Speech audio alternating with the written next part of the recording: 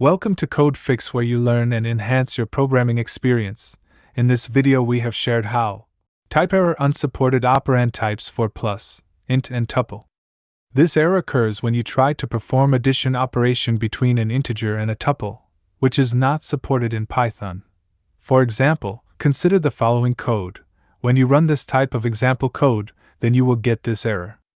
To fix this error, you need to make sure that you are only performing operations between compatible types. If you want to concatenate an integer and a tuple, you can convert the integer to a tuple using the tuple function before performing the operation, like this. Now let's run this example code. Here is the output you will get. Here, we first converted the integer x to a tuple using the tuple function, then concatenated the resulting tuple with the tuple y using the plus operator. This results in a new tuple that contains both the integer and the elements of the original tuple.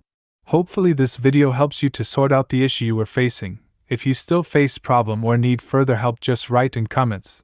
I will reply you as soon as possible. Before you go, if you like this video, you can subscribe for this channel for future videos which can help and assist you further.